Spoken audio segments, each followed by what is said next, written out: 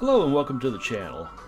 Keep in mind, I'm not a trained professional. I had a brick and mortar shop for several years, but I would be considered an enthusiast.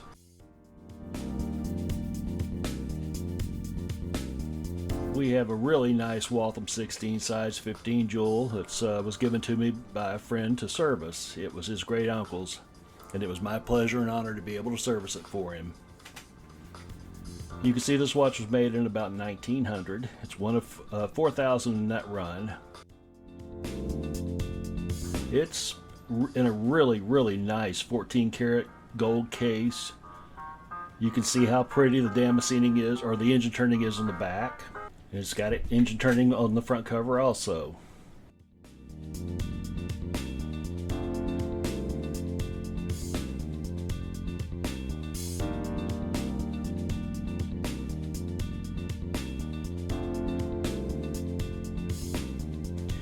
You can see here on the inside of the cover it is marked 14 karat, so it is a solid gold case. On the inside on the dust cover there are some initials engraved. I can only assume that it was his great uncle's initials. We'll take a look at it on the time machine just to get an initial reading to see how it's running, and you can tell by the display that it definitely needs a service. So we'll get to that now.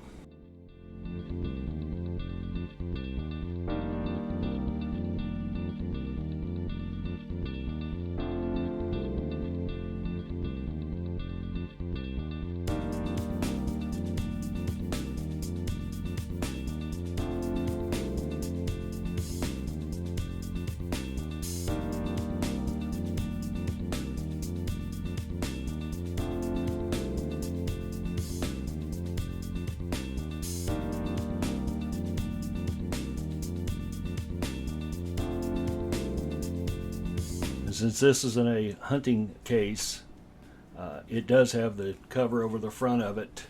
So the first thing that we'll have to do is open the front cover and remove the bezel that holds the crystal. I'm trying to be as gentle as I can because, again, the hunting case crystals are very fragile, and I don't want to break it. Okay, got the bezel and crystal out of the way. Now I'll put a plastic bag over the dial to protect it, and I'll use my hand levers to remove the hour and minute hand. I'll set those aside to keep them safe.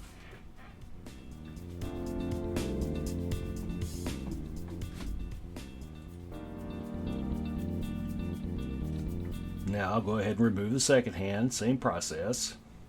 You can see it has a nice single sunk porcelain dial. It's in really nice shape. One small hairline down at about 530, but other than that it's in really clean shape. And again, I'll set it aside to keep it safe. Okay, now we'll go ahead and loosen the two case screws. They're half-headed screws, so all I have to do is just barely rotate them to release the movement. I'll go ahead and pull the crown and stem out to release the movement, and now I've got it on my movement cushion. And as you can see, it's a beautifully decorated movement. It seems like it's more decorated than I'm used to seeing for a 15 jewel Waltham. So we'll go ahead and get the case screws out of the way.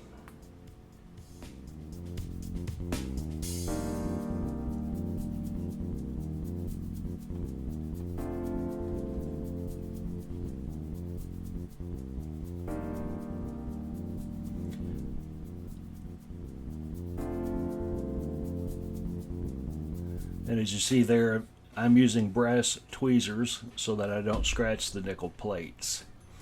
I'll go ahead and reinstall the crown and stem so that I can let the mainspring down.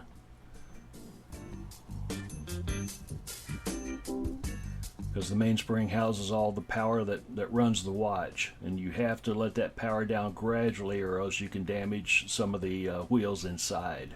I'll take my brass tweezers and hold the click out of the way while I slowly let the crown turn between my fingers. And when I get to the end of the mainspring, when I've released all the power, you'll see the balance wheel come to a stop. Then I know it's safe to proceed to disassemble the watch. Okay, all the power's out, the balance wheel stopped.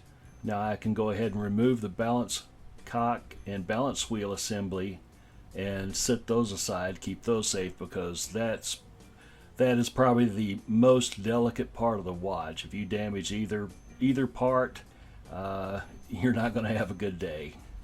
Anyway, I'll get those out of the way and set those aside.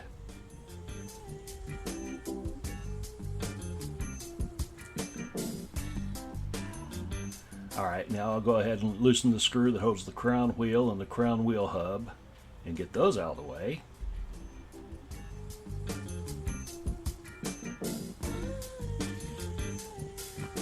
And now I'll go ahead and loosen the screw that holds the ratchet wheel. That is what is actually attached to the mainspring barrel, and when you wind the watch and you hear the clicking sound, that's what you're actually hearing, is the click working on the ratchet wheel. That's what keeps the mainspring from just unwinding all at once. Okay, got those out of the way. Now I can start removing the 3 screws that hold on the mainspring barrel bridge.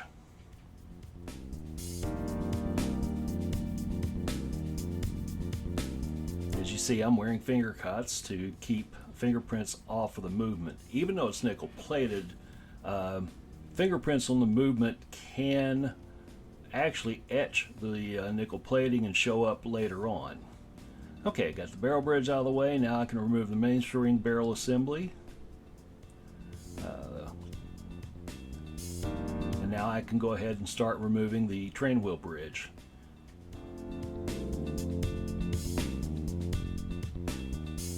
It's also held in by 3 screws as shown here.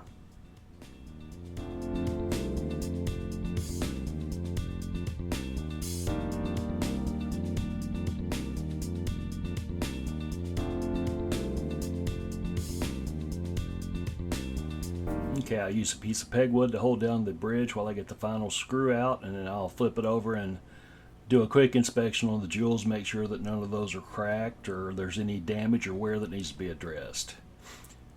Now we get our first look at the train of wheels. I'll go ahead and remove the 3rd wheel and the 4th wheel, which is what actually holds the seconds hand.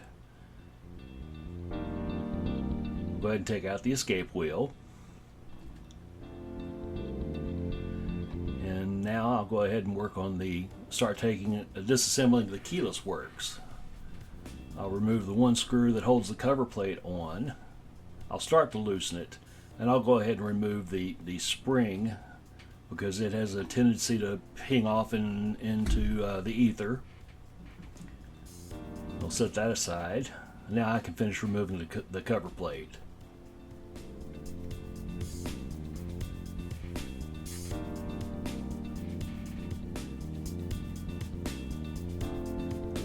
And now we can remove the 2 levers that make up the setting mechanism.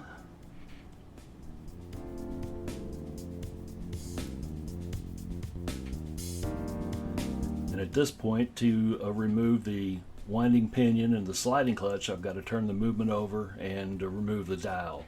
The dial is held on by 3 small dial screws. I'll just loosen those. I don't want to remove them because they're kind of a hassle to get reinstalled.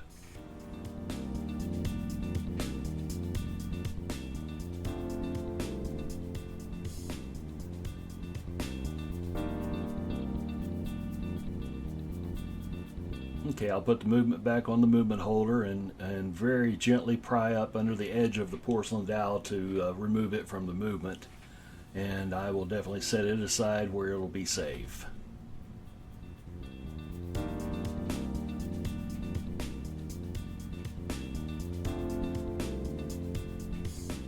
Okay, now I can start removing the motion works. This is the dial washer. Next, we've got the hour wheel, which holds the hour hand. And if you like what you're seeing, it would really help the channel if you would go ahead and like and subscribe. We're going to be actively adding new content to the channel as quickly as possible. I just removed the minute wheel. And now I can remove the cover that holds the rest of the winding, the keyless works. and covers an intermediate winding wheel, which you'll see here in just a second. Okay, there's a little intermediate wheel. I'll take it out and add it to the parts. I'm sorry for it being out of focus there. I'm still working with new cameras, so please be patient. It'll get better, I promise. Okay, that was the sliding pinion. There's a little pin that goes through the inside, and next we have the winding pinion. Okay, now I'll use a specialty tool to come in and remove the cannon pinion. It's the safest way to remove the cannon pinion, which will also allow the center wheel to come out. That's the cannon pinion there. That's what holds the minute hand. You can see the long extended pivot there on the center wheel. That's what goes through the cannon pinion. Alright, now the part that's left is probably the second most delicate part of the watch, and that is the pallet fork, and in this case, pallet fork bridge. If a plate has two screws like this one does, it's usually called a bridge. If it only has one screw like the balance bridge, it's actually called a cock. So that's actually the balance cock. This is the pallet fork bridge. We'll get it out of the way, and it's two screws. Then the last thing to do on the main plate here is flip it over and remove the upper balance jewel. It consists of two parts, a hole jewel and a cap jewel. I'll go ahead and tighten up the dial screws while I'm thinking about it, because they will vibrate loose in the ultrasonic. I'll get those tightened up here.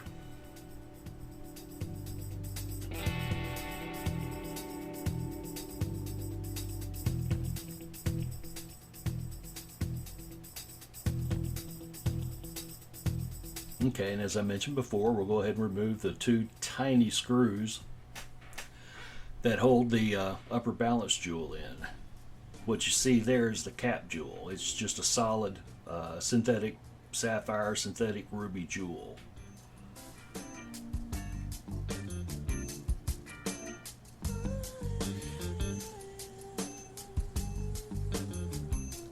And once again, we have to flip the main plate back over, and I'll take a piece of peg wood and gently press out both the cap jewel and the hole jewel.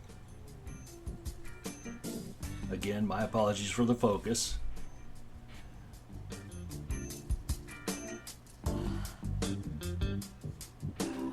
And those will be set aside and cleaned separately from the other parts. Alright, we have a completely disassembled movement. I'm checking the jewels in the main plate to make sure they're not cracked, and now we'll go ahead and disassemble the balance assembly. And you can notice that the underside of the balance cock has the matching serial number to the movement. So all of the parts in this watch are matching. They left the factory assembled as you see them here. Now there I'm going ahead and removing the balance wheel from the balance cock, and again the balance wheel with its hairspring will be set aside and cleaned separately. Focus again, I'm sorry. There are two tiny screws similar to the ones you saw previously that hold in the lower balance jewels. Again, it consists of two parts, a cap jewel and a hole jewel, and they're removed and installed in the same method. Again, these are very tiny screws.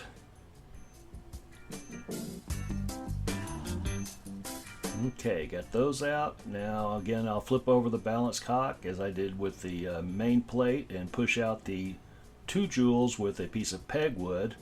I'll go ahead and snug back up the hairspring stud screw, because again it is very tiny, and it has a tendency to jump out in the ultrasonic also, and it is fiddly to get reinstalled. Okay, here you can kind of see the hole jewel and the cap jewel, and I noticed that it had some dried up oil on it, so I'll take a piece of peg wood and see if I can clean some of that off before I run it through the cleaning system, just to give it a little bit of a hand. Okay, now this is the mainspring barrel assembly. I'll go ahead and take the barrel arbor out, which is what you see here.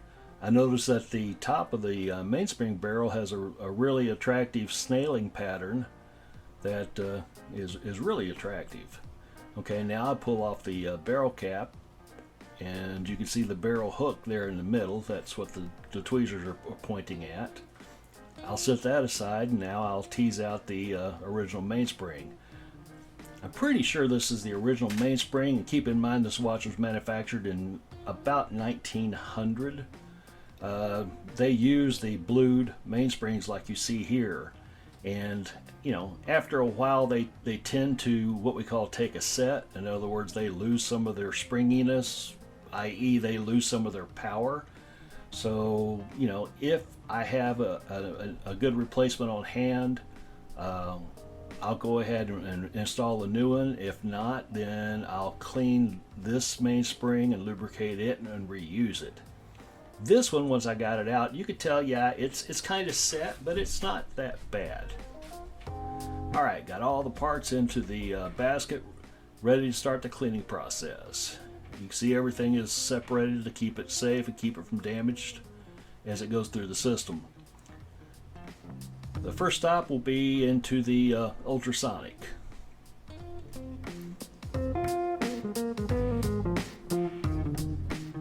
So it runs through the ultrasonic for about 8 minutes in a special cleaning solution, which dissolves any of the dried up oils. And then the basket goes into my L&R Watchmaster cleaning machine, and this machine was probably made back in the 40s if I had to guess. It does a really nice job. Once it goes through the 3-step cleaning process there, we've got everything back on the bench, all minty fresh and ready to go back together. I'm kind of laying out some of the parts here just to get them kind of separated and make sure that they got cleaned properly. So now we get to first steps here. We'll go ahead and lubricate the cap jewel and reinstall the upper balance jewels that you saw me take out previously. We'll go ahead and install the whole jewel and make sure it's seated fully down into its setting. I've taken a look at the jewel under the microscope to make sure it's not chipped or cracked, and it's in really good shape. A little piece of pegwood just to make sure it's seated fully into its setting. And now a small drop of oil onto the cap jewel. And I'm lining up the notches for the screw heads. And then I'll seat the cap jewel down on top of the whole jewel and install the 2 small screws.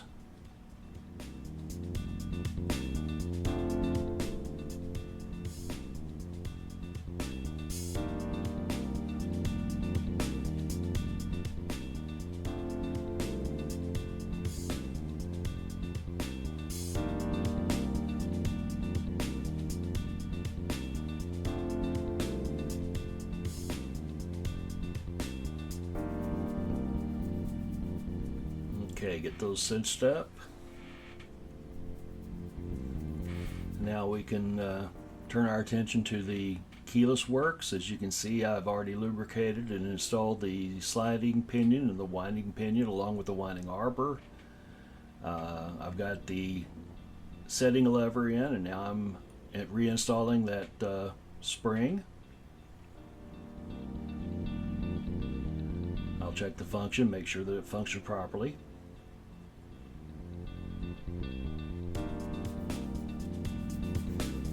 Okay, I'll go ahead and add a little lubrication, a little grease, and I'll remove any excess with a little piece of Rodico. When lubricating a watch, less seems to be more. Alright, we'll go ahead and get the escape wheel installed, followed by the 4th wheel. We'll get the 3rd wheel installed,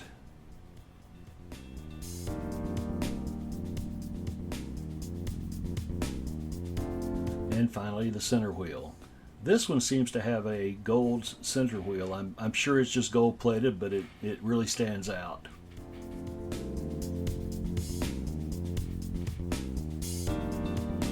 Okay, now I'll install the train wheel bridge.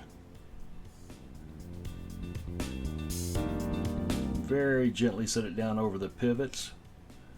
The pivots are the little tiny ends of the axles that holds the gears.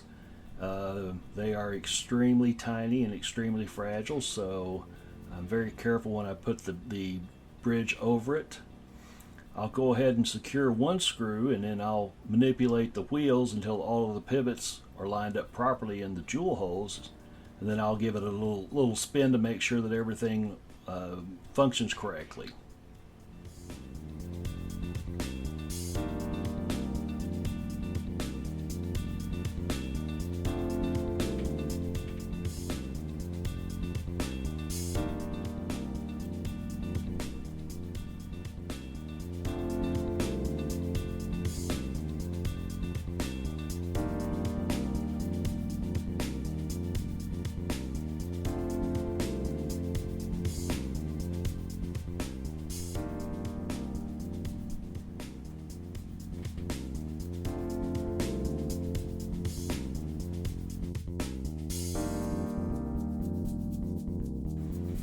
At this point, I decided to go ahead and install a new mainspring. This is one of the newer unbreakable style mainsprings.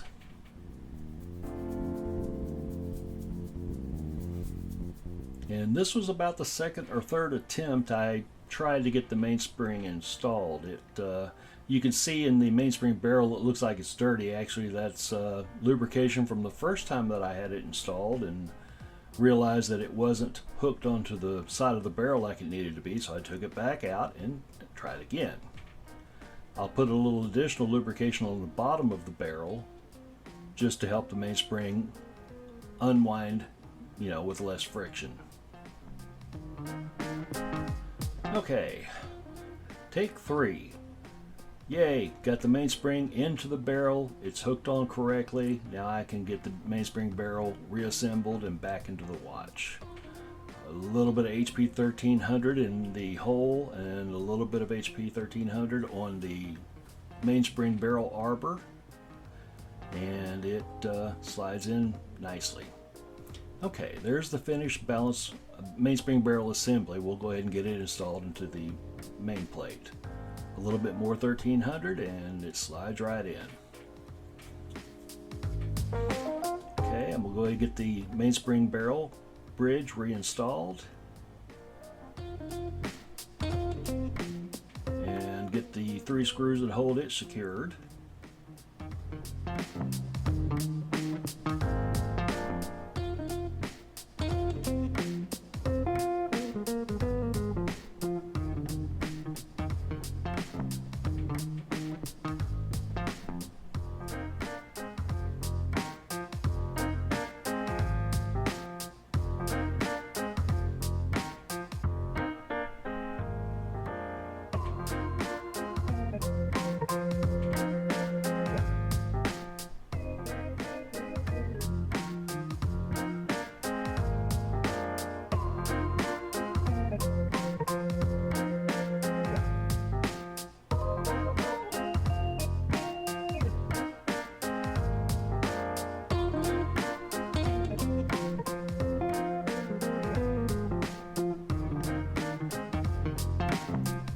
Quick test to make sure everything is rotating correctly. Okay, as you can see here, I already have the whole jewel installed back into the balance cock, and I'm installing the cap jewel now, and I'll secure it with the 2 screws. And you'll see several times throughout this video that I'll check function as I go along when I reassemble the watch, just to make sure that everything is functioning properly. If it's not rotating smoothly, then that tells me that I need to take a close look and do some troubleshooting. Here I've got the balance wheel reinstalled back into the balance cock. I'm just snugging up the hairspring stud screw, and we'll get it installed back into the movement and see if it still wants to run.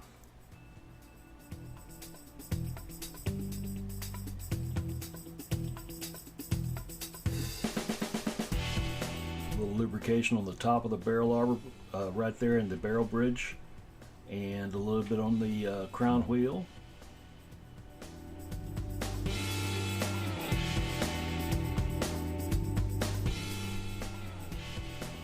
Nice thing about the American movements, the crown wheel screw is usually right hand threaded, whereas on the European movements it tends to be left hand threaded. Again, cleaning up any excess lubrication with a little piece of Rodico. Now we'll get the ratchet wheel installed. Move the click out of the way.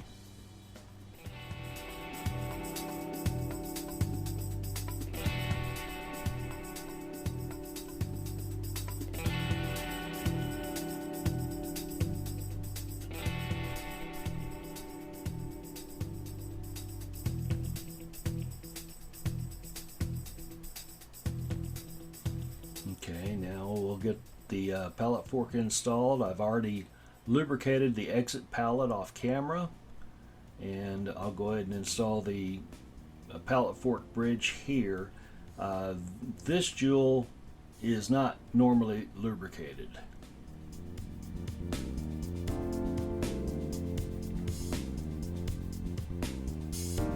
Again, using a piece of pegwood to keep the pallet fork bridge in place while I secure the screws.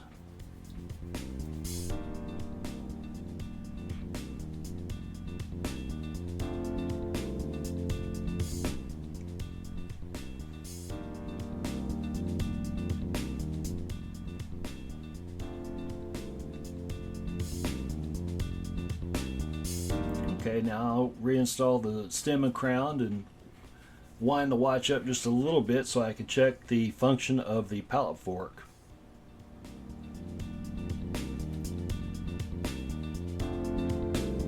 When the pallet fork is touched, it should jump back and forth like you see here. That lets me know that power is getting from the mainspring clear through to the pallet fork. Okay, as they say, moment of truth. Let's see if it wants to run, and it does. It takes off. That's always a good sight to see if you're a watchmaker. I'll go ahead and get the balance cock screw secured, and we'll start working on the other side.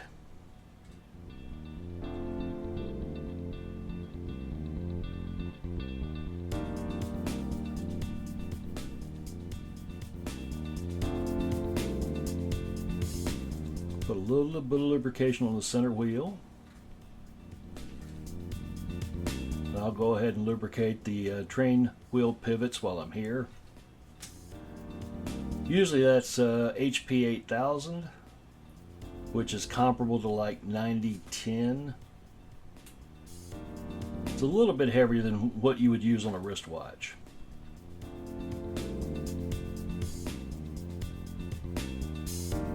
Same thing here. We'll go ahead and get all the pivots lubricated on this side.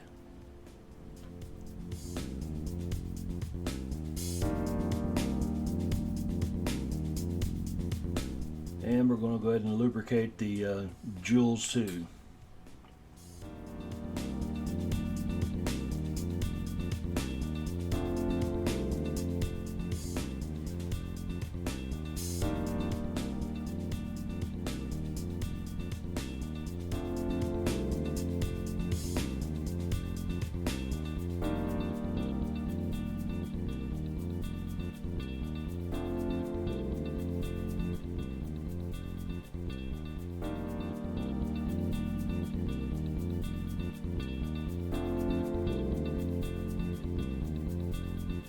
Okay, go ahead and start working on the motion works. I've already got the cannon pinion installed, and I just installed the minute wheel. Now I'm installing the hour wheel and the dial washer.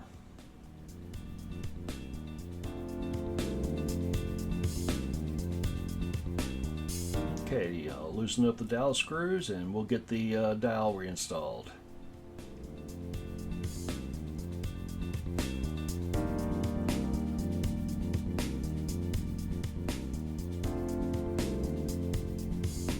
Okay, since the movement is pretty much done, I just need to reinstall the hands. I'll go ahead and work on the case. I normally, for a client's watch, I don't polish the case, but in this instance, the owner asked me if I could go ahead and clean the case up for him, and of course, you know, I'm happy to oblige. I'm using a product here called Never Dull. It's a cotton wadding with a chemical on it. It's more of a chemical polish than a manual or mechanical type polish, like with a polishing compound, and it really does a good job on the soft gold case here.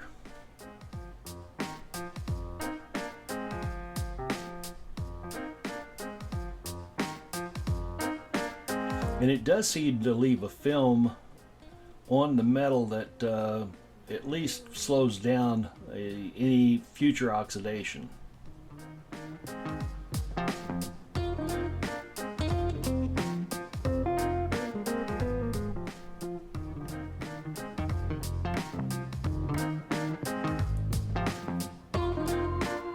And again, as I clean what is called the dust cover, you'll notice the initials that are scratched into the back that I mentioned earlier.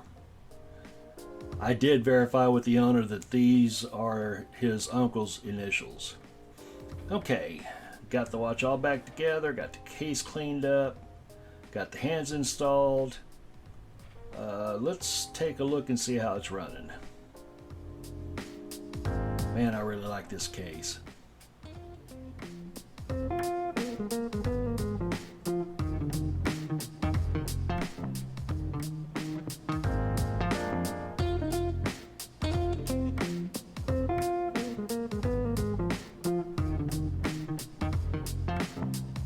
The decoration you just saw inside the back cover is called perlage. It usually see that type of decoration on higher end movements. Okay, here it is after service on the timing machine. It's running within a second a day. It's got 288 degrees of amplitude, which is exceptional for a watch of this vintage. I hope you enjoyed this video, and please visit us at watchcrystalwarehouse.com.